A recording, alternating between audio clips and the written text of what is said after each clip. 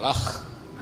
Di mana-mana prinsip tadi berlaku, mau di Indonesia, di neraka, di semua. Teori Stephen Baum dari Hans Kelsen. Pak Jaksa pernah belajar?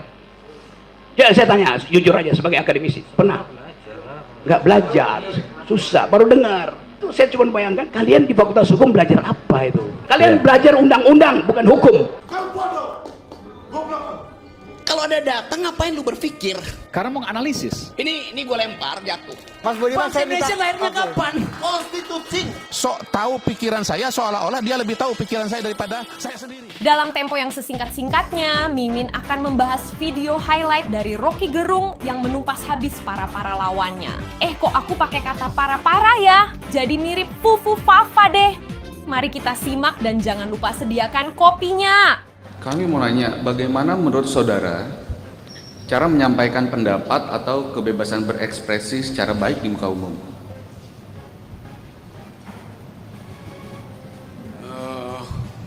Saudara nggak tahu caranya, sehingga mesti tanya ke saya. Coba, Saudara kan, pertanyaan? ya dijawab aja, kan saudara kan ahli katanya. Ibu, memang bisa saya jawab. Kan mesti ada mutu pertanyaan gitu kan.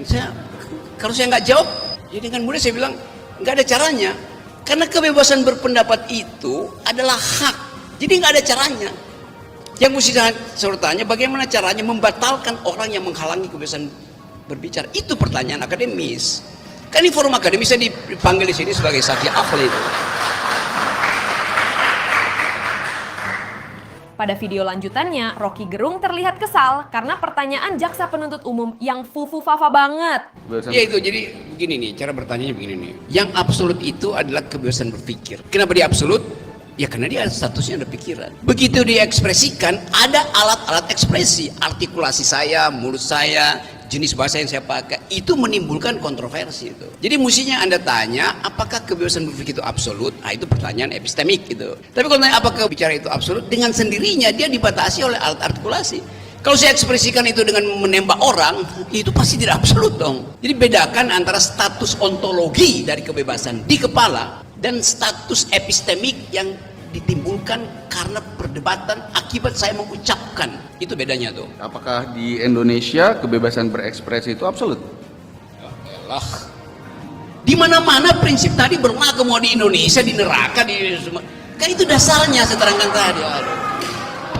Tak terima dengan jawaban Rocky, diduga jaksa penuntut umum ingin menguji wawasan Rocky Gerung. Mari kita lihat jawaban Bung Rocky. Di dalam pasal 19 dikatakan bahwa pelaksanaan hak-hak yang dicantumkan dalam ayat 2 dalam pasal ini menimbulkan kewajiban dan tanggung jawab khusus. Oleh karenanya dapat dikenai pembatasan tertentu. Tetapi hal ini hanya dapat dilakukan sesuai dengan hukum sepanjang diperlukan untuk A. Menghormati hak atau nama baik orang lain. Bagaimana jika kebebasan berekspresi itu tidak menghargai hak ataupun nama baik orang lain? Apakah itu absolut? Memang itu yang dimaksud.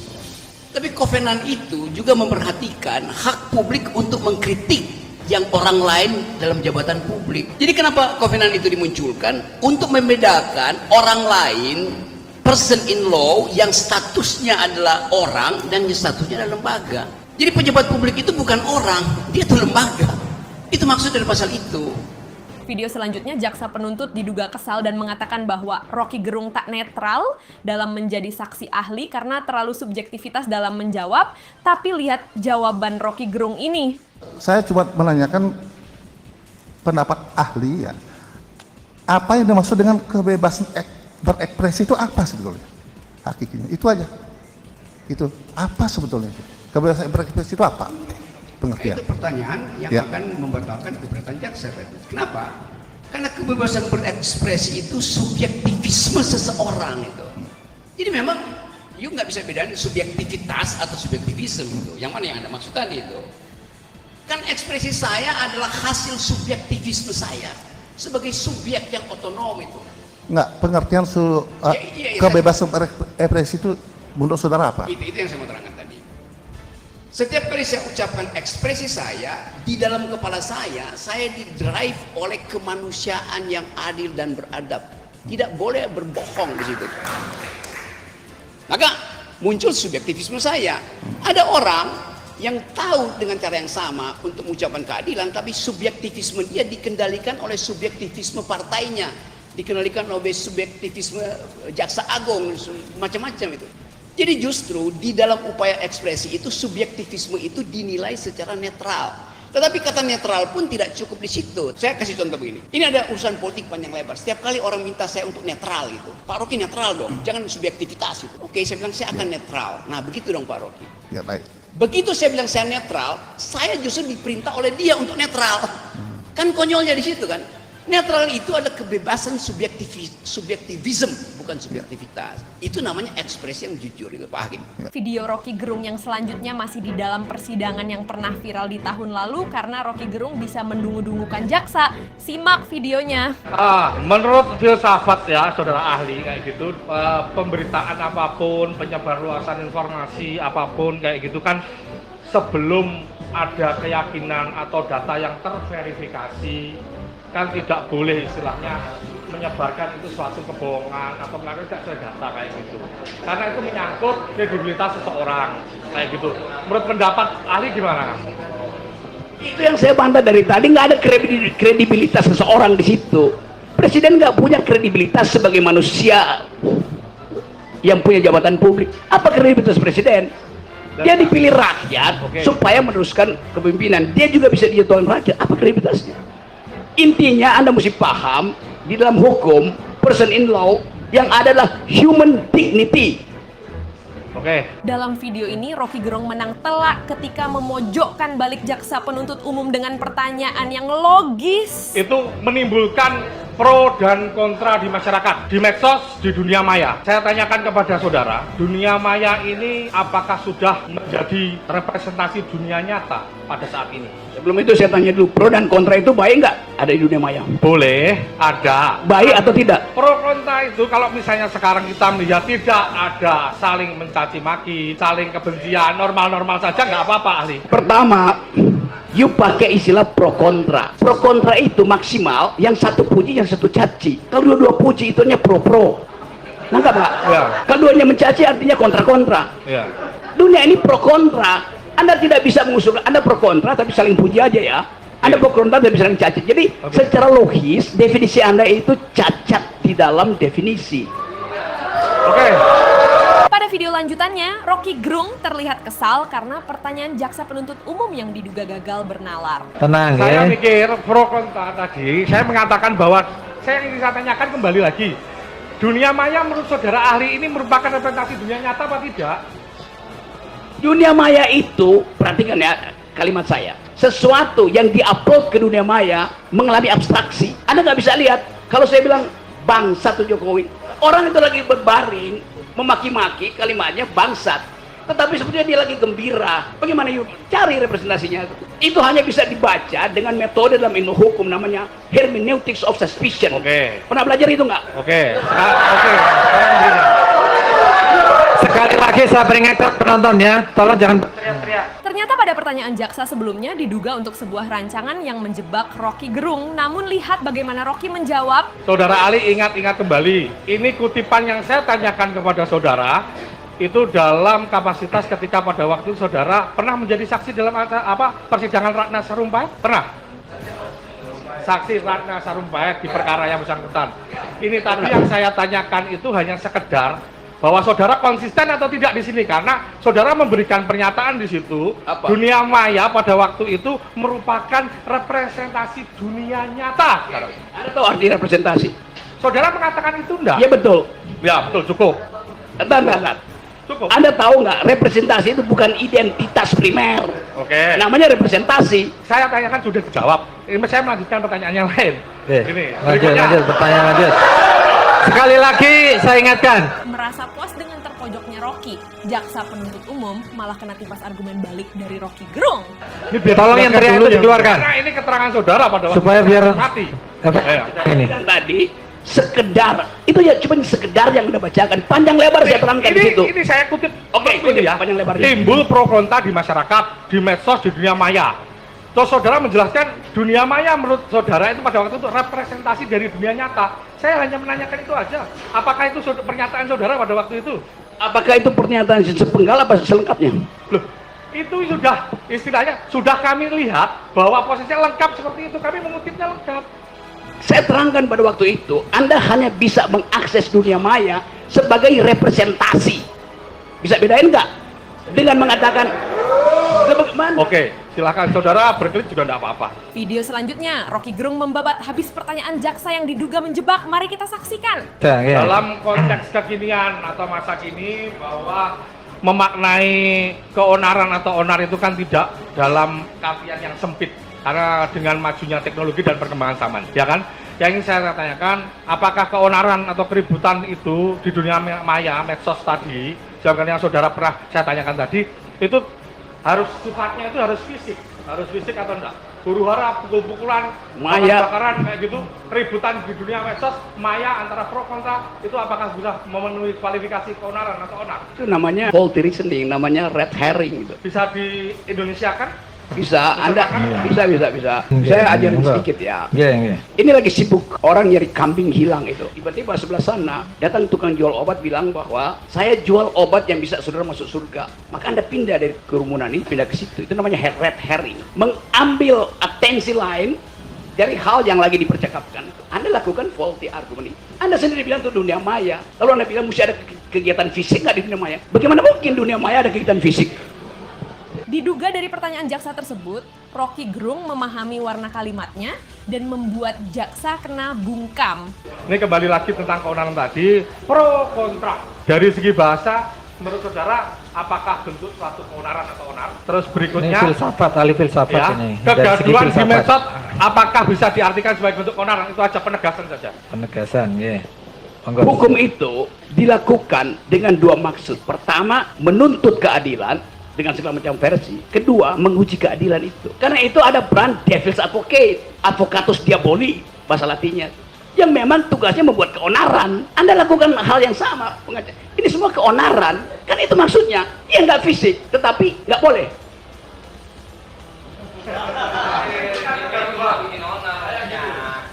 Yang Anda maksud keonaran itu kalau menyebabkan akibat material. Di mana ada akibat material orang keonaran di dunia maya tuh. Dalam video ini, Rocky Gerung paham ketika jaksa penuntut yang diduga memberi pertanyaan menjebak, namun jawaban menohok Rocky membuat jaksa jadi emosi. Ada penjelasan ahli bahwa Presiden Jokowi itu tidak paham Pancasila. Ya.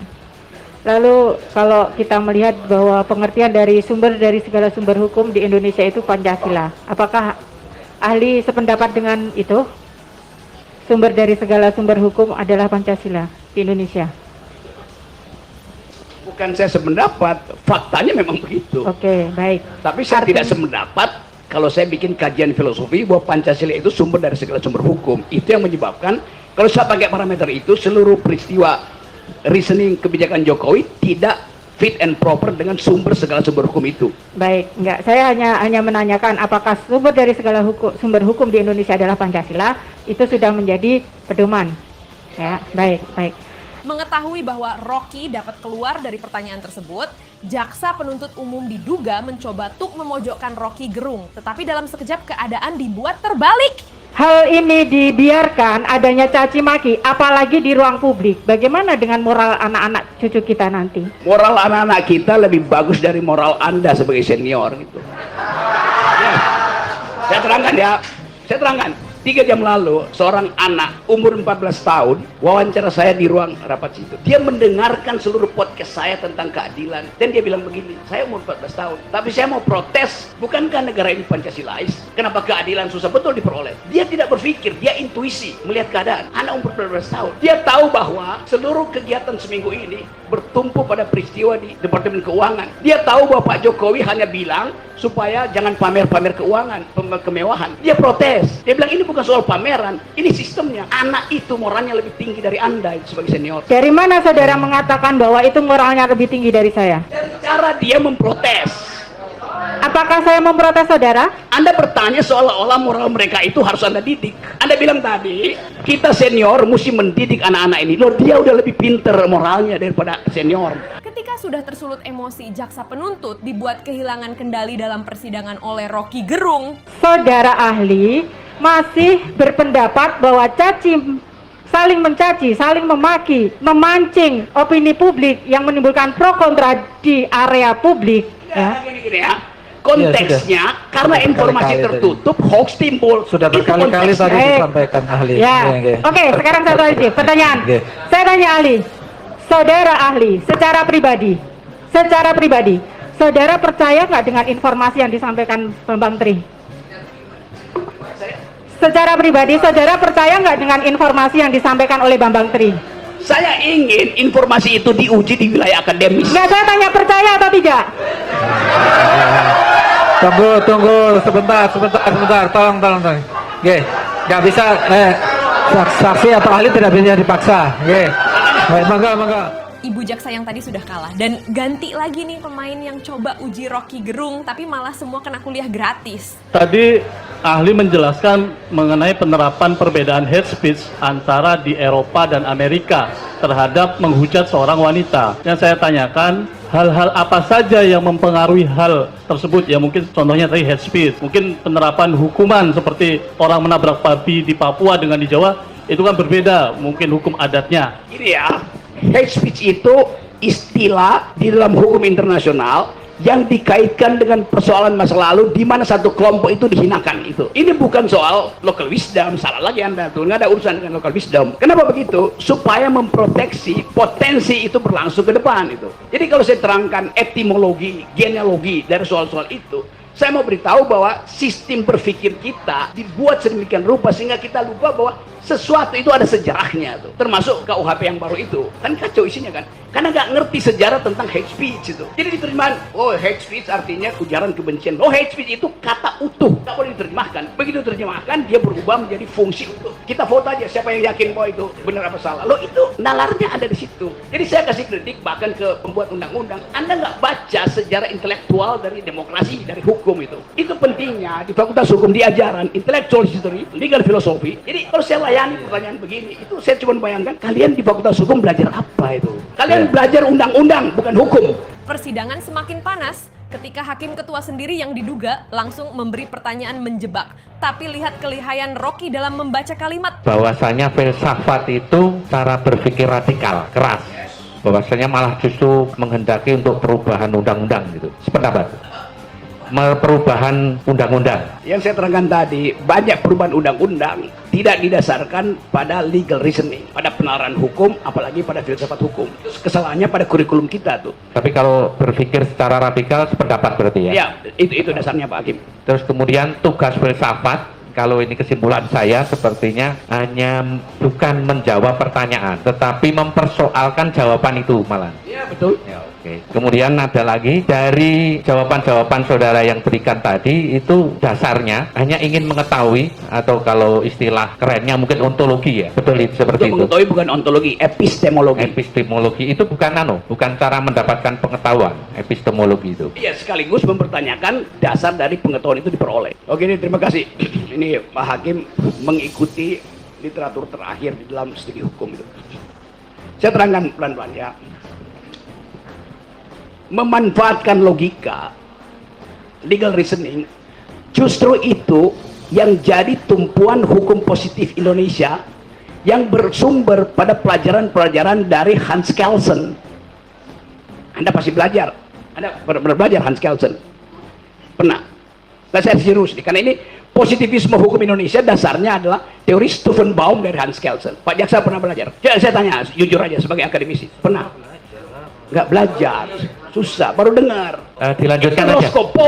Itu namanya pure theory of law dari Hans Kelsen yang mengatakan bahwa hukum itu bisa ditarik dari norma di atasnya tanpa perlu uji faktanya. Dan Hans Kelsen di Indonesia diterjemahkan secara keliru, sama seperti soal Pancasila tadi. Menurut Hans Kelsen, sumber hukum pertama itu tidak boleh konkret. Karena itu dia sebut sebagai fiksi hukum. Pancasila itu konkret, ada 5 sila. Pancasila itu konkret, ada tanggal lahirnya. Tahap fundamental norm nggak boleh ada tanggal lahirnya, supaya dia jadi regulatif ideal, ide yang menuntun aja, jangan dibumikan ide itu. Kenapa begitu? Karena Hans Kelsen adalah murid dari Immanuel Kant yang juga menulis filsafat yang disebut reinen Vernunft, logika murni itu. Ini bahayanya kalau Anda belajar hukum tanpa belajar filsafat hukum. Sekarang adalah video di mana Rocky Gerung dikeroyok oleh 6 orang sekaligus. Mampukah Rocky membalikkan keadaan? Mari kita simak. Saya pengen bertanya begini, Bang, abang khawatir nggak kalau resonansi dungu? Tunggu, kata resonansi itu, lu tulis resonansi itu. Nah, ini yang pengen saya tanyakan. Masih dendam. Kata-kata dungu ini, apakah resonansinya itu tidak penghakiman, Bang? Ada ego intelektual. Jadi saya coba membela Bang Ruhut ini dari tadi dihakimi terus kan kira-kira begitu. Oke, jadi Anda berupaya untuk membela dia sambil menjadi devil's advocate saya, advocatus diaboli. Tahu artinya? Advocatus diaboli. Itu bahasa hukum Ruhut itu. Nggak pernah punya kompilasi. Ngomong aja. Saya kebetulan lawyer papan atas, jadi jangan kau ajari ikan berenang. Ngomong aja. Ayo silakan. Ngomong aja. Yup, dan sasaran sudah ditargetkan oleh Rocky Gerung untuk dilalap menjadi sayur. Mari kita lihat. Ada lawyer paling tinggi di dalam taraf intelektual namanya Richard Posner. Dia menulis buku tentang economic analysis of law, jadi acuan seluruh dunia, 13 kali terbit, dan dia adalah hakim agung di Amerika Serikat. Itu diucapkan juga oleh beliau. Jadi kalau Anda nggak ngerti Richard Posner, Anda bilang Anda lawyer papan atas, bagi Richard Posner Anda itu papan yang paling dangkal itu. Dalam video highlight yang selanjutnya, Rocky Gerung melawan seorang yang katanya dia jago filsafat juga loh. Mari kita simak. Tidak boleh kita memprovok, tidak boleh kita menyesatkan anak bangsa ini, Pak. Kasihan Pak anak bangsa ini, Pak. Ini kekacauan berpikirnya di situ. Jadi seolah-olah setiap kali ada semacam perselisihan dibuat karena hukum itu. Demokrasi itu tidak memerlukan hukum karena kita percaya pada percakapan antar manusia, kemampuan berargumentasi, etika yang tadi disebutin. Jadi kalau segala sesuatu hukum itu kan dibuat untuk menata. Bukan itu hukum. Ya. Setiap kali ada kasus di bawah hukum, kita ingin menghukum. Jadi kalau Pak Rocky itu punya kebiasaan, pokoknya gua hukum itu. Kalau Pak Rocky sudah berbicara kesesatan berpikir, kita sudah masuk ke filsafat, Pak. Ya kalau kita sudah bicara filsafat, Pak, kesesatan berpikir itu adalah istilah filsafat, Pak. Jadi saya juga pernah sekolah filsafat. Saya pernah sekolah, Pak. Saya di Parahyangan dulu, Pak. Jadi kalau kesesatan berpikir, ini nggak selesai, Pak. Apanya? Siapa mencari siapa nanti, Pak? Kalau filsafat, Pak, siapa mencari siapa? Nggak ketemu, Pak. Nggak ketemu. Siapa mencari siapa? Iya, itu filsafat, Pak. Saya tahu. Terus Anda nggak suka itu? Orang tidak suka, Pak. Terus tidak selesai masalah, Pak. Jadi selesai telur dulu atau ayam dulu telur. Itu bukan filsafat, Pak. Ya, maksud saya, segala masalah karena negara hukum selesaikan secara hukum. Itu di situ salah. Tidak perlu kesalahan berpikir segala macam. Negara hukum tertinggi itu tidak perlu demokrasi akhirnya kan. Untuk apa kita ada demokrasi kalau setiap hari Anda ingin menghukum orang itu? Tak terima dibungkam dengan fakta dari Rocky, Bapak ini justru diduga pura-pura tidak paham alias fufu fafa. Loh, kok demokrasi ngomong orang bagaimana? Loh, setiap kasus kecil bawa ke hukum itu, laporin polisi. Ngapain? Jadi hukum itu, ini kan negara hukum, Pak. Di dalam negara hukum, demokrasi itu yang utama. Hukum itu paling nggak di ujung dikasih. Di situ prinsip negara hukum. Kalau negara hukum seperti yang Anda bayangkan, ini artinya negara otoriter melalui hukum. Itu bukan negara demokrasi. Iya, Pak. Saya sudah mengatakan demokrasi adalah hak bicara, Pak. Hak bicara itu hak anak bangsa. Tidak boleh dihambat, Pak. Tidak boleh dikekang. Tetapi ada aturan hukum yang mengatur tentang bicara, Pak. Ini yang perlu. Aturan hukum itu untuk memungkinkan orang bicara, bukan untuk membatalkan orang bicara. Tidak, Pak. Di dalam demokrasi, hukum itu dibuat untuk memungkinkan orang bicara, bukan untuk melarang koridor. Pada video selanjutnya, ini cukup menegangkan dikarenakan Rocky Gerung terpojokkan dengan topik yang sangat sensitif. Mari kita lihat apa Rocky bisa bertahan. Kitab suci sebagai suatu hal yang fiksi itu penuh tanda tanya buat saya ini. Oke, saya jawab sekarang supaya tanda tanya itu hilang. Karena jangan sampai nanti ini menjadi satu hal yang terjadi kesalahpahaman. Saya tahu akibatnya, karena itu saya terangkan supaya nggak jadi dicari-cari jadi delik. Saya ngerti dari awal itu problem itu. Kalau saya tanya sekarang kitab suci itu fiksi atau fakta, Anda mau jawab apa? Is it factual? Enggak. Jadi kesalahan kita memakai kata fiksi itu untuk dibully sehingga seolah-olah fiksi itu buruk. Prof, kalau bicara kitab suci kita bicara keyakinan, Prof. Tapi kalau bicara buku, masalah buku yang fiksi, saya mungkin masih bisa memahami. Tapi kalau kita bicara masalah kitab suci, kemudian Prof katakan ini sesuatu yang fiksi atau apalah itu yang sifatnya fiktif, saya agak keberatan kalau itu tentu saja Anda keberatan karena keburu preteks Anda tentang fiksi itu berbahaya. Jadi bisa diperjelas secara detail supaya jangan terjadi kesalahpahaman lagi nanti, Prof. Coba jangan tanya dulu, saya terangkan dulu dalam 2 menit supaya potensi Anda bertanya saya selesaikan dulu ya. Kenapa kata fiksi itu kemudian Anda takut untuk diucapkan terhadap kitab suci? Karena selama ini kata fiksi itu dibebani oleh kebohongan, seolah fiksi itu bohong gitu. Tadi saya katakan bohong itu fiktif. Dalam bahasa Indonesia kita bilang fiktif, artinya itu angka fiktif, bohong. Tapi fiksi energi untuk tiba ke telos yang di depan itu. Kita ingin tiba di telos, ujung dari kitab suci itu adalah harapan, janji, dan itu sifatnya fiksi. Baik atau buruk? Baik. Satu lawan telah tumbang, kini Rocky dibombardir kembali oleh lawan dengan pertanyaan yang diduga akan menjebaknya. Namun dengan cekatan Rocky memahami warna kalimat lawannya. Pemahaman saya yang sederhana tentang argumen Anda mengatakan kitab suci itu adalah fiksi, pada titik tertentu saya bisa pahami. Tapi saya tidak tahu argumen tentang ini Anda bangun pada kitab suci yang mana. Hati-hati. Tentu saja saya mencoba untuk memahami apa yang Anda katakan. Tapi di dalam agama kami di Islam, fiksi yang saya katakan tadi sebagian saya pahami, dalam kenyataannya terbukti dalam kehidupan kami sebagai Muslim. Jadi dia bukan fiksi lagi. Dia sudah menjadi sebuah fakta. Jangan katakan bahwa saya tidak paham yang Anda maksud. Saya paham yang Anda maksud. Oke. Saya paham warna kalimat Anda kemana. Dan jangan coba-coba jebak saya dengan enggak, sama sekali saya tidak menjebak Anda. Karena itu dijawab saja, Prof. Jangan dibawa ke situ seakan-akan saya akan menjebak Anda dengan sesuatu yang akan menyudutkan Anda. Saya terangkan ya. Ini diskusi dong. Anda tadi minta kitab suci yang mana? Saya tidak jawab. Suasana terbalik dan diungguli oleh Rocky Gerung. Lawan terlihat kesal dan sekali lagi diduga ingin terus memojokkan Rocky Gerung. Dan Anda mengatakan kitab suci, Anda seakan-akan menyamakan semuanya. Saya tidak sedang menjebak Anda, tapi saya bertanya pada bagian mana yang Anda maksud. Yang saya pahami itu yang saya sampaikan. Sekali lagi, saya tidak berada pada wilayah yang Anda sebutkan. Anda keliru sama sekali tentang itu. Kali ini saya debat Anda, Prof. Bukan Prof. Sekali ini saya debat Anda, Pak Rocky, karena banyak pikiran Anda yang saya sukai. Tapi kali ini saya debat Anda. Oke, saya terangkan ya. Waktu saya memilih kata kitab suci, dengan sendirinya saya menghindari menyebut nama kitabnya itu. Seharusnya Anda paham itu, Anda tahu. Nggak bisa, Pak Rocky. Ngapain ditanya? Loh, nggak bisa dong, karena Anda memulainya, maka kemudian saya mulai juga dengan mengatakan yang saya pahami adalah kitab suci saya. Ya udah, nggak apa-apa, you pahami itu. Tapi kemudian Anda mengatakan bahwa jangan jebak saya. Oh enggak, Anda berpikir negatif dulu kepada saya. Saya kira pertanyaan Anda udah keluar, biar dia jawab. Debat semakin memanas dan dilerai oleh Bung Karni. Sekarang giliran Rocky Gerung untuk menumpas habis lawannya dengan literatur tertata. Fiksi itu kreatif. Sama seperti orang beragama, kreatif. Dia menunggu eskatonnya. Dia menunggu telosnya. Anda ucapkan doa, sebetulnya Anda masuk dalam energi fiksional. Karena Anda pupuk harapan bahwa dengan untayan doa itu Anda akan tiba di tempat yang indah.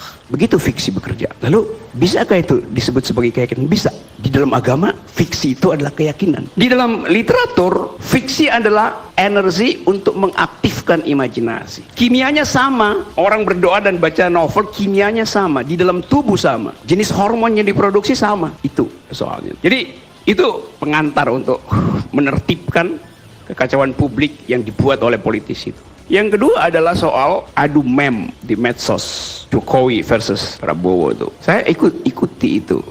Saya ikuti reaksi presiden terhadap pidato Prabowo. Tetapi ada yang palsu di dalam cara presiden bereaksi itu. Dia pasti palsu karena dia bereaksi terhadap pidato. Jadi presiden tidak berpidato, dia bereaksi terhadap pidato. Reaksi pertama terhadap kaos dengan hashtag 2019 ganti presiden. Loh, hashtag itu adalah fiksi. Ngapain bereaksi terhadap fiksi? Kan belum terjadi 2019 pergantian presiden. Jadi siapa yang ngajarin presiden untuk bereaksi terhadap fiksi itu? Reaksi terhadap fiksi adalah fiksi juga akhirnya.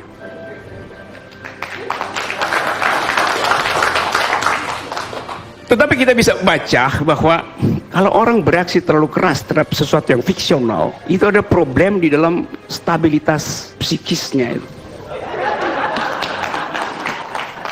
Dalam video yang selanjutnya, Rocky Gerung melawan Sylvester yang kehilangan kendalinya ketika disiarkan secara live. Di dalam metodologi berpikir, ada yang namanya prinsip parsimoni. Parsimoni itu upaya untuk menerangkan sesuatu dengan mengambil argumen yang paling sederhana. Di dalam banyak argumentasi, yang paling sederhana lah yang paling mungkin untuk diterima. Namanya Occam Razor, guntingnya Occam. Occam ini dia seorang pastor, ini ada paus ini kebetulan. Occam ini seorang imam Katolik, nama lengkapnya William Occam. Hidupnya kira-kira 700 tahun lalu, udah lama sekali. Jadi prinsip itu yang dipakai oleh pengetahuan. Begitu ada kerumitan perdebatan, cari argumen yang paling sederhana. Oke. Nah, cawe-cawe itu argumen paling sederhana. Kan ada nggak bisa buktikan apa-apa kan. Yang paling sederhana adalah menduga dengan kekuatan pikiran bahwa itu pasti cawe-cawe. Sebetulnya kita semua ngerti itu bahwa ia memang cawe-cawe. Buktikan, ya nggak bisa dibuktikan. Kalau begitu sebaliknya bisa dibuktikan nggak? Lo justru yang panjang lebar yang lebih nggak bisa dibuktikan. Itu cara berpikirnya tuh. Lalu kita mau terangkan kenapa banyak orang yang masih berupaya untuk membela Mulyono itu ya biasa aja karena kerumitan pikiran tadi. Tadi saya lewat di tangga berjalan eskalator itu ada tulisan di situ bunyi begini, success is not free, you have to fight for it. Yang tulis itu siapa?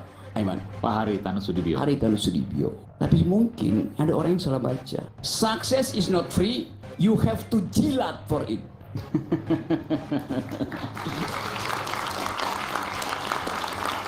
Siapa yang ganti proverb itu? Siapa yang ganti? Yang jelas itu tidak di MNC. Yes, ada di sini.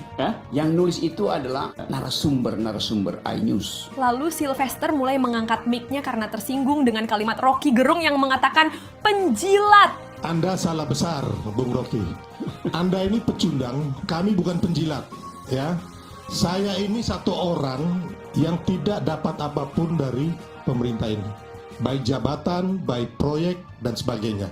Saya seorang usahawan dan saya seorang lawyer. Jadi Anda salah. Ya, dan Anda pikir kami ini rumit berpikir. Anda lihat muka saya ini cerah. Hidup saya bahagia. Oh enggak. Enggak dong.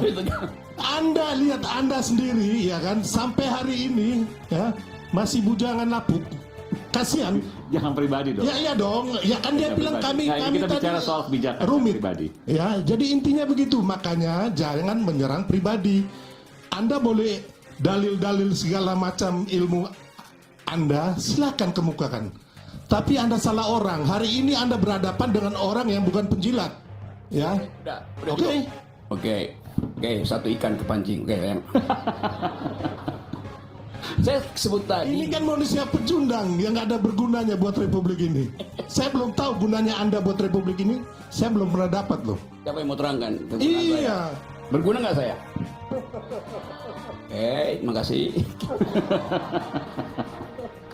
Ketika satu ikan besar sudah terpancing, Rocky Gerung menarik lagi hingga Sylvester akan tersulut. Orang yang saya sebut tadi, William Occam, imam Katolik. Anda kenal William Occam? William Occam yang menulis prinsip parsimoni dalam berpikir. Anda tahu dia siapa? Tahu? Nggak tahu. Dia juga bujangan lapuk. Tidak pernah menikah. Ya namanya biarawan mana menikah. Mereka udah punya pilihan hidup untuk itu. Kalau Anda ini kan bukan biarawan, ya kan? Biarawan tidak menikah tuh. Tahun 700, bahkan paus itu menikah. Anda nggak mengerti sejarah. Anda tidak punya pengetahuan tentang ilmu pengetahuan. Anda tidak punya. Itu kan pengecualian, ya. Hampir semua paus, ya rohaniawan Katolik itu nggak menikah. Mereka hidup selibat. Oke, saya terangkan sekali lagi ya. Oke. Anda nggak bisa Anda sama ratakan semua dengan yang tadi yang menikah satu orang itu. Oke, pengecualian. Semua orang pintar. Itu Anda menghina kaul kekal dari para rohaniawan Katolik.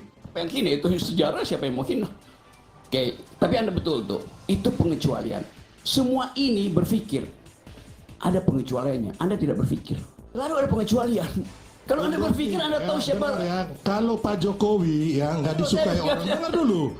Ya, oke, di medsos mungkin dihajar ya. Tapi ketika Pak Jokowi kemanapun di pelosok Republik ini, beliau disambut dengan ribuan dan puluhan ribu orang, bahkan ratusan ribu orang. Saya mengalami itu. Iya, menyambut itu. Jadi Anda jangan dengan cara berpikir Anda yang konyol, ya kan? Anda mengatakan kami juga seperti Anda. Kami beda. Kami ini pemenang, ya. Dalam video ini, Rocky mencoba lagi memancing emosi lawan dengan menguji perkataan yang keluar dari Sylvester. Anda ini pecundang. Dari dulu Anda menghantam Pak Jokowi tetap tegak berdiri. Anda siapa? Anda nothing. Oke, saya terusin ya sedikit lagi. Ada seorang filsuf pemikir besar, dia menulis buku Being and Nothingness. Tahu siapa dia? Rocky, saya ini ya baca M.A.W. Brouwer, Gus Dur, ya, Leo Tolstoy, itu SD saya udah baca. Jadi kamu nggak usah ngomong kayak begitu. Anda sebut dua nama tadi, M.A.W. Brouwer dan siapa tadi? Gus Dur. Gus Dur dan Leo Tolstoy. Leo Tolstoy. Dari SD saya udah baca. Yang mana yang baca Leo Tolstoy? Which one? Kita tidak usah berdebat No, you bilang baca. Kita sekarang berdebat yang hari ini kita. Saya mau tahu Anda baca apa enggak tuh? Saya mengajar. Kita hari ini berdebat ya. Masalah yang ini bukan masalah yang itu. Yuk aja saya berdebat. Apa? Kita di sini bukan berdebat yang lalu-lalu. Kita berdebat sekarang yang Anda menuduh Pak Jokowi cawe-cawe. Mana buktinya? Saya akan tiba di situ. Nggak bisa gitu loh. Jangan Anda mengalihkan kiri kanan. Straight to the point aja. Kalau Anda lelaki jantan ya kan, ngomong apa adanya. Saya mau ngomong apa? Mana abuse of power-nya Pak Jokowi? Ketika emosi Sylvester sudah hampir memuncak, Rocky Gerung tetap kembali pada perdebatan hukum yang akademis. Tapi wajar kalau otak tidak mampu ya bakal kepancing. You sebut tadi M.A.W. Brouwer. Oke. Brouwer itu membaca Heidegger. Siapa tuh Heidegger?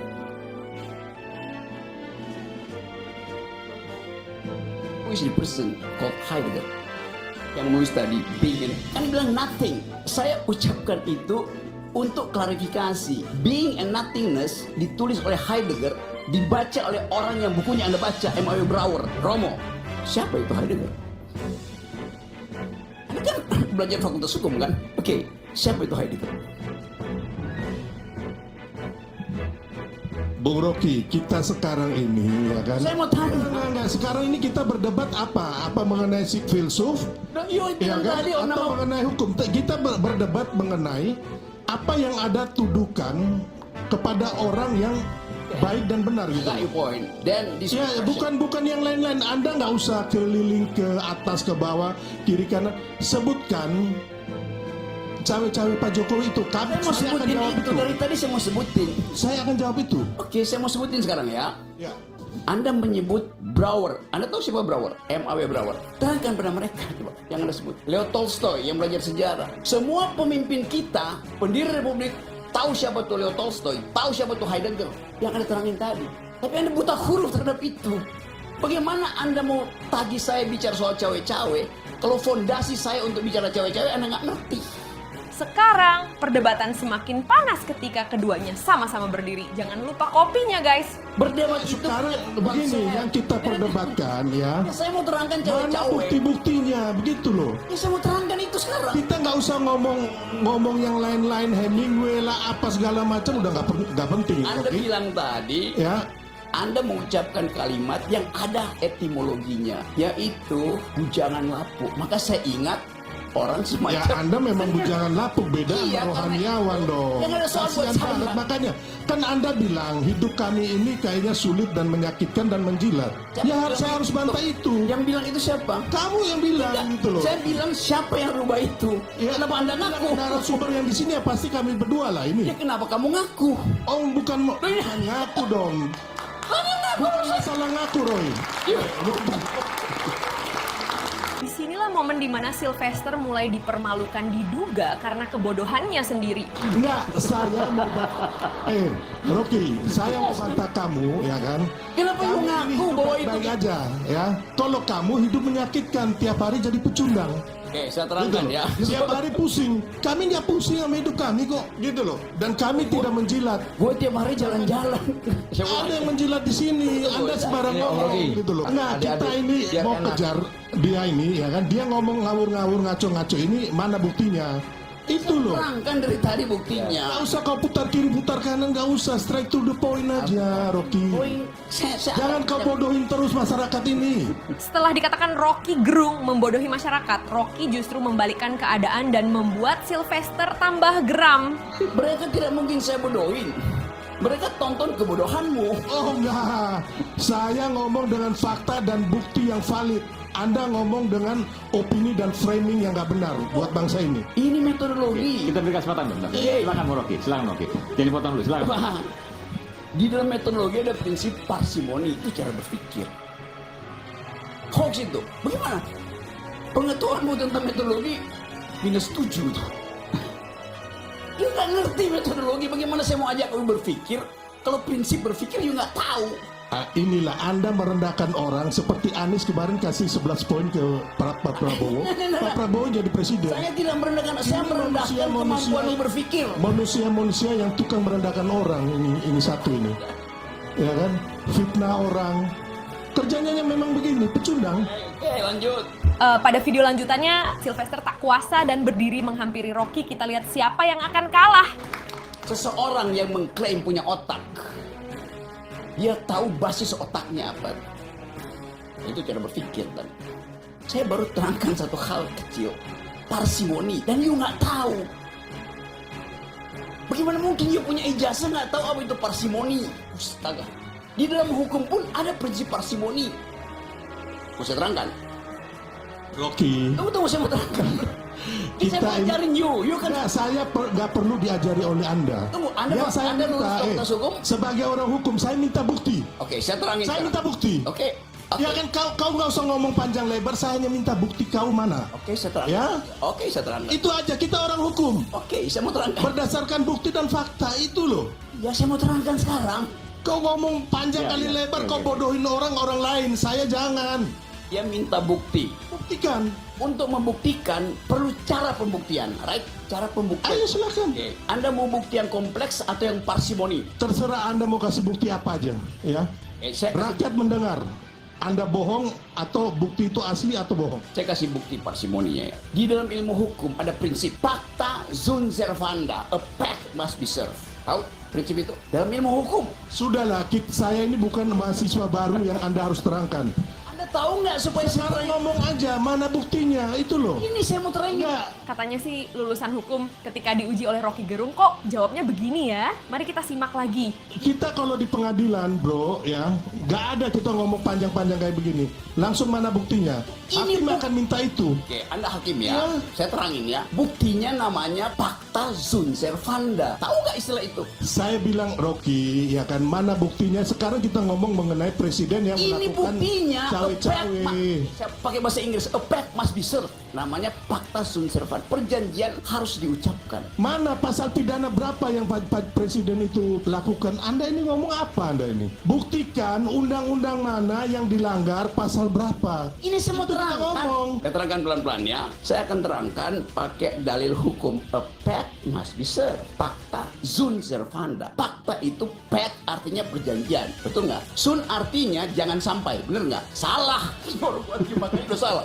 Sun itu artinya mas, bukan sebaliknya. Ya bagaimana semua terangin dia sedumu ini? Bukan, saya mengiyakan apa aja yang kamu omong gitu loh. Dia hanya muter-muter, nggak bisa bukti. Dan akhirnya Sylvester tersulut emosi ketika kalah berargumen hingga hampir menyebabkan kericuhan di siaran langsung. Nggak ada ini manusia pecundang ya, yang sangat merugikan bangsa kita ini dengan kebohongan-kebohongan yang dia lakukan. Nggak ada kan, mana buktinya yang kamu bisa berikan saat ini? Nggak ada Rocky. Mana, nggak ada. Kamu nggak usah ngomong, saya ini bukan mahasiswa kamu yang kamu ajarin. Nggak. Sebagai orang hukum, mana pasal-pasal? You mahasiswanya siapa? Profesormu siapa namanya? Nggak perlu kau tahu ya. Yang sekarang ini, mana pasal-pasal yang dilanggar oleh Presiden? Saya mau terangkan itu. Nggak usah lah kau ngomong banyak kayak begitu. Baru mau terangkan prinsip. Enggak. Kita orang hukum, kita mau ngomong. Kenapa you bodoh dengan prinsip itu? Kau bodoh, kau bangsat kau ngomong bodoh. Makanya nggak usah ngomong. Sudah. Oke, baik, kita akan kembali saat lagi. Tetap bersama kami di Rakyat Bersuara. Kau bodoh.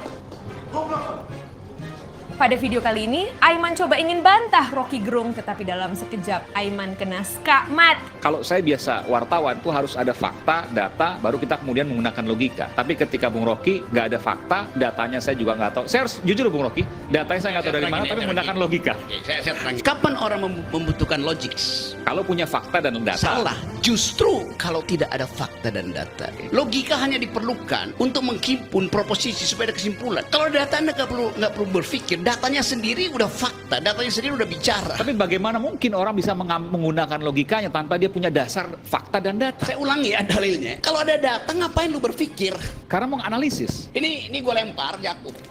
Dia jatuh beratnya bertambah. Kalau ini saya hilangin, saya bilang seandainya you lempar itu bertambah nggak beratnya tuh? Mana datanya? Hukum gravitasi bilang begitu. Itu dalilnya. Jadi cara berpikir itu built in di dalam kepala kita. Ada benda jatuh itu artinya ada gravitasi. Seberapa besar gravitasi itu? G kali H, massa kali jarak ke bumi. Itu data apa? Hipotesis apa logika? Logika. Tapi itu sebuah fakta yang kemudian ditemukan oleh Newton, betul kan? Artinya itu hal yang kemudian merupakan sebuah fakta yang kemudian diturunkan melalui rumus-rumus. Nah, ketika Bung Rocky kemudian langsung lompat pada logika tanpa fakta dan data, bagaimana kemudian bisa berpikir? Tadi saya terangkan bahwa ada 3 hakim membuat dissenting opinion. Boleh nggak saya tahu dari mana datangnya dissenting opinion? Dari kepalanya. Oke, bagaimana you tahu dari kepalanya tuh? Bagaimana kalau dia di brief untuk dissenting opinion? Di dalam ketiadaan fakta dan data itu, saya pakai otak gitu. Karena itu saya lakukan guesstimasi, guessing by estimation. Bahwa ada sesuatu yang menyebabkan dissenting opinion itu tidak mengubah keputusan. Kan faktanya 3:5 tuh. Dan tadi kata Refli, kalau 4 itu, Soeharto yang di situ kalah yang. Jadi itu tipis sekali hubungan itu. Nah, ketipisan itu yang mesti kita curigai. Dengan apa?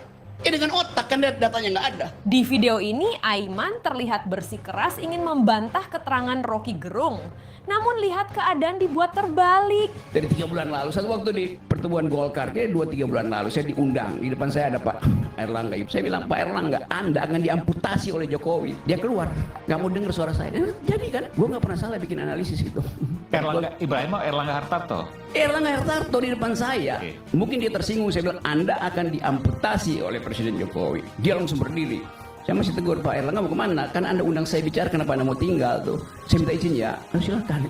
Jadi hal semacam ini bisa diduga dengan kalau otak kita jalannya benar, kita bisa tahu tuh ujung dari Erlangga ada di mana itu. Apalagi dengan peristiwa Jakarta hari-hari ini kan. Jadi sebetulnya sesuatu yang dengan gampang kita duga itu tinggal tunggu waktu aja. Kenapa? Karena Jokowi nggak mau Erlangga buka seluruh kejahatan Jokowi ketika Jokowi lengser. Erlangga tahu semuanya tuh. Simple poinnya. Kenapa Erlangga? Kan kalau bisa yang lain juga. Dan kenapa mesti Erlangga? Yang lain siapa? Ya kalau Anda katakan ketua umum, berarti ketua umum yang lain harus tahu dong. Iya. Itu kan logika. Enggak. Saya cuma bilang Erlangga tahu. Kalau ketua umum lain tahu, pasti ketua umum juga diganti oleh Jokowi. Pertanyaan saya, kenapa kemudian Anda menduga Erlangga tahu? Bukan saya nggak menduga.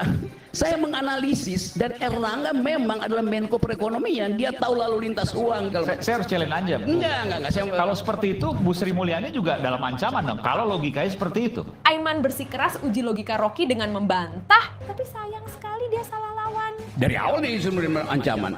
Nyatanya tidak pernah diperiksa, tidak pernah tegak hukum. Artinya, ya apa artinya kalau dia nggak pernah diperiksa? Artinya analisa Anda kan salah. Artinya Sri Mulyani tidak berbahaya bagi Jokowi. Dia nggak punya partai, apa bahayanya Ibu Sri Mulyani?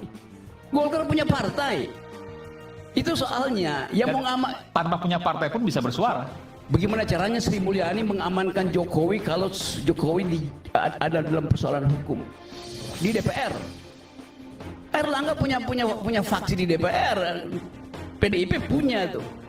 Kan masalahnya mesti ada perlindungan politiknya. Sri Mulyani nggak mungkin bikin perlindungan politik pada Jokowi. Itu logikanya begitu. Mau saya teruskan apalagi ya. Pada lanjutannya, Aiman kini mencoba untuk menguji logika Rocky Gerung. Justru Aiman kena kuliah gratis. Tapi ini kan asumsi Anda. Ya bebas-bebas saja. Kalau ditanya bukti kan Anda belum tentu punya bukti. Ngapain kasih bukti pada hal yang transparan? Dari awal kita tahu. Kan you lihat logics dari kekuasaan. Logika kekuasaan nggak perlu ada bukti materialnya. Logika kekuasaan dari Jokowi dari awal itu aja konstan. Jadi dengan mudah kita tebak logikanya kan. Apa susahnya menebak logika politik Pak Jokowi itu gampang banget. Apa bedanya logika Anda dengan logika utak-atik Gatot? Saya nggak pernah utak-atik. Utak-atik itu orang yang nggak pakai logika tuh. Di mana saya utak-atik? Dari awal saya terangkan logika yang kemudian Anda bangun dan kemudian seolah-olah benar, tapi tidak terjadi seperti itu karena buktinya tidak ada. Kan saya bilang tadi, menurut saya Anda akan diamputasi itu. Nggak ada wartawan mau bertanya. Pak Erlangga waktu itu mungkin tersinggung, dia keluar dari ruangan itu kan. Saya tegur dia tuh, Anda undang saya, kenapa Anda tinggalin saya? Jadi ada sesuatu di situ tuh. Kalau Anda alami itu secara fenomenologis tuh. Di video kali ini, diduga Aiman mengeluarkan pernyataan untuk menjebak Rocky Gerung. Justru dengan mudah dibaca oleh Rocky. Orang pintar bicara soal keretakan Jokowi Prabowo. Siapa lagi kalau bukan Bung Rocky Gerung? Karena yang seingat saya, koreksi kalau saya Bung Rocky ya, kalau saya salah. Yang pada waktu itu bicara soal keretakan podcast hanya Tempo sama Anda waktu itu Bung Rocky Gerung. Anda merasa bahwa Pak Prabowo menyampaikan itu kepada Anda? Iya, Pak Prabowo kan nggak nyebut nama. Betul. Yang nyebut nama kan Aiman. Ya, yang bikin retak siapa itu? Oh. Kan setiap incoming selalu ada yang outgoing, kan itu dasarnya kan. Prabowo incoming, Jokowi outgoing. Ya pasti kimianya lepas. Kan nggak mungkin yang incoming itu masih nempel pada yang outgoing, itu dasarnya kan. Itu logikanya? Iyalah. Jadi kalau dibilang keretakan itu wajar, itu logis? Bukan sekedar logis, itu sunatullah. Dan itu bukan adu domba? Adu domba, buat apa diadu domba? Sesuatu yang udah retak. Kan retak itu artinya potensi untuk lepas.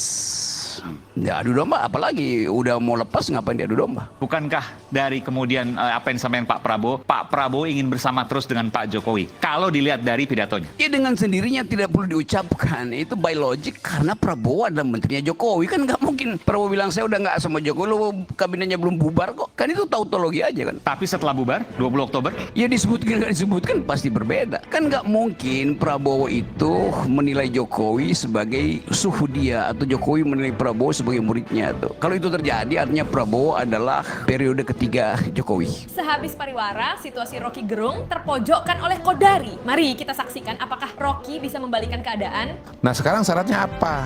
Syaratnya itu dalam hukum tata negara apa hukum tata rakyat? Belum selesai. Saya tadi mendengarkan Anda. Coba tertib sedikit kalau berpikir ya Bung Rocky. Ya. Ya itu nggak tertib Anda itu. Saya membiarkan Anda bicara. Saya belum selesai. Anda udah bicara. Dalam hukum tata negara. Ya nggak apa-apa. Nanti ada jawabnya nanti. Setelah saya bicara baru Anda jawab. Bukan soal tidak. Setelah saya bicara baru Anda jawab. Saya membiarkan Anda bicara. Baru saya jawab. Setuju? Oke. Oke. Ya. Syarat impeachment itu ada proses-prosesnya. Sekarang prosesnya pertama nggak ada satupun indikasi. Nanti abang jelaskan ya. Di DPR, di Mahkamah Konstitusi nggak ada itu. Lagian ngapain di impeach, proses berapa lama? Bulan Oktober Pak Jokowi udah turun sendiri. Sesat pikir, betul-betul sesat pikir. Mimpi di siang bolong itu.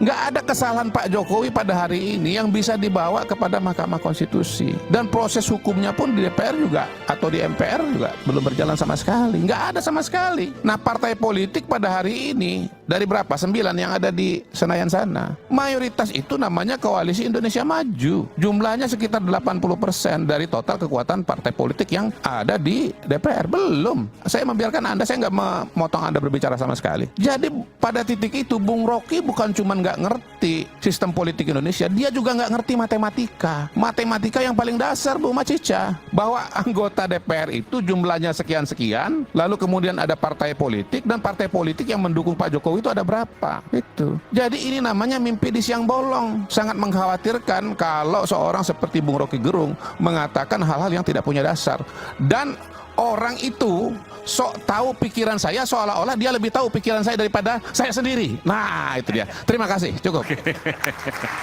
Silakan Bung Rocky. Anti Prof. Situasi Rocky sudah tersudutkan sangat dalam dan sekarang lihat bagaimana Rocky Gerung membalikkan keadaan. Ini orang nggak ngerti bahasa Inggris. Jauh lagi sekolah di Inggris. Saya ucapkan impeachable, bukan impeachment. Itu aja udah ngaco. Nangkap nggak bedanya antara impeachment dan impeachable? Tunggu, saya tanya dulu, you nangkap nggak? Ya kalau nangkap artinya you salah kan? Saya ucapkan impeachable, bukan impeachment. Dan itu ada di dalam Undang-Undang Dasar. Dimungkinkan untuk di-impeach. Itu namanya impeachable. Soal impeachment itu materialisasi. Jadi kalau urusan bahasa Inggris saya nggak ngerti, bagaimana saya mau terangkan lebih lanjut? Di saat keadaan sudah dibalik, kini Rocky Gerung disudutkan kembali dengan bapak yang bergelar dokter ini. Jadi Rocky ini kadang-kadang kalau kita perhatikan nggak masuk di akal juga dia. Kira-kira begitu, nggak usah marah Rocky. Kok bisa ada dua orang dokter nggak ngerti tata bahasa gitu ya? I'm talking about impeachable, bukan impeachment.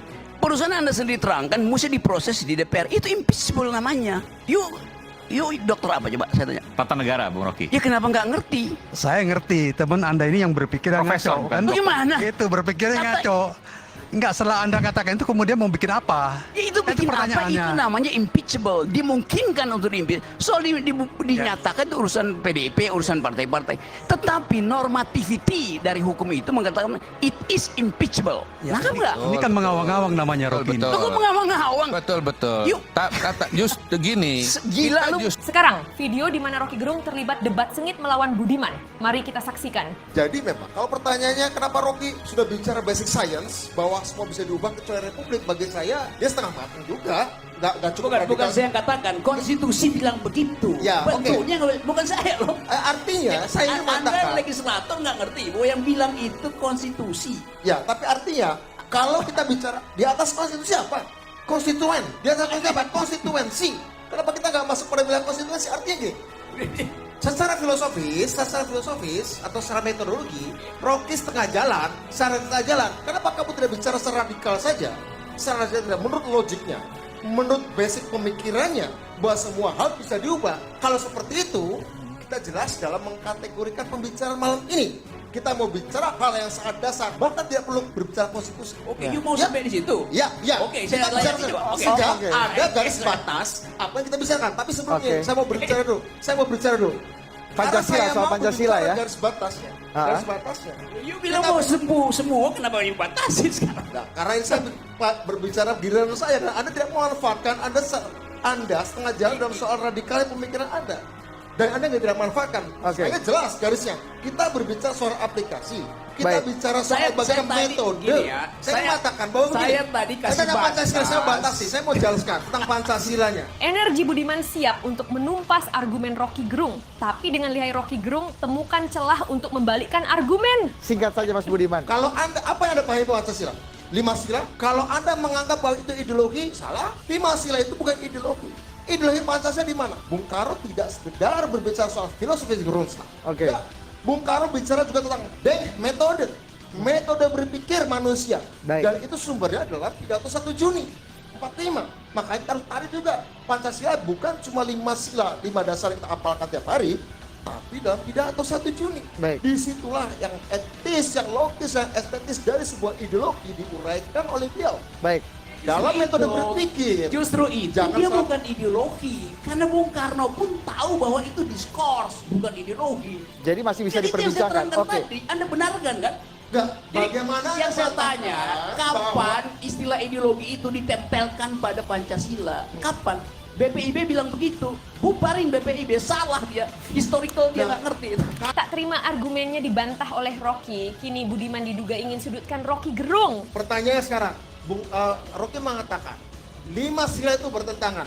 Ya kalau dia letakkan dalam 1, 2, 3, 4, 5. Kalau dia letakkan dalam konteks pidato 1 Juni kelahirannya, ya, Anda akan melihat suatu lain, Anda akan melihat sebuah alur dan logik yang lain. Di situ ada ideologi, di situ ada filsafat, di situ ada metode berpikir, bahkan ada metode perjuangan. Bahkan ada metode perjuangan. Iya, apakah alur itu Bang? Gini, saya terangkan ya. Kalau itu you mau ambil konsekuensinya, bahkan pada waktu itu Supomo juga mengucapkan, membahas filsafat itu, dan dia pakai filsafat fasisme. Jadi you mau bilang bahwa di dalam Pancasila ada fasisme juga. Bener memang. Rocky Gerung mengungguli perdebatan, namun Budiman bersikeras ingin membalikkan keadaan. Bang Zulfan, Saya bicara 1 Juni ya. Nah, saya minta konteks Bang Zulfan. Saya bicara Mas Budiman. Juni. Mas Budiman. Saya bicara pidato 1 Juni oleh Insinyur Mas Budiman. bukan oleh Supomo.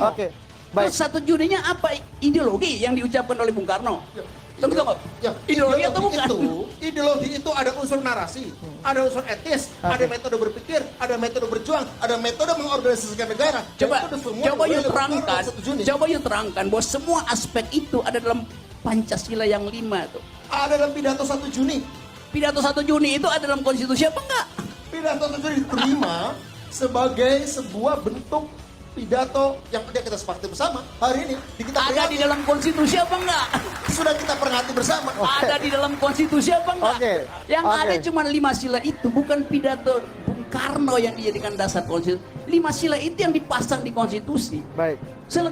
Adendum segala macam pidato itu nggak ada pentingnya dari segi ilmu konstitusi. Kini Budiman tak terima argumennya dikalahkan oleh Rocky. Ia mulai menyudutkan dan tak terkendali. Saya mau ke baik, saya harus ke Bang Secara Zulman. konstitusi nggak bilang.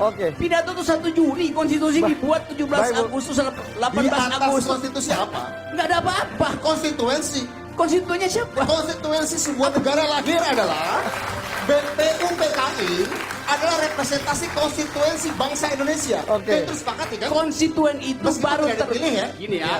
Konstituen itu konsep Coba yang deh. buat ini nih saya terangkan. Federalis, ya. Enggak, Saya minta Anda ganti-ganti ya. Federal Amerika. Oke. Baik. Hamilton, Washington, Jefferson, mau tanya. Oke. Undang-undang Amerika menjadi tidak sah ketika mereka berdebat. Memang nggak yang sah. kemudian dalam Oke. dokumen-dokumen Memang. federalis yang melahirkan Amerika Serikat.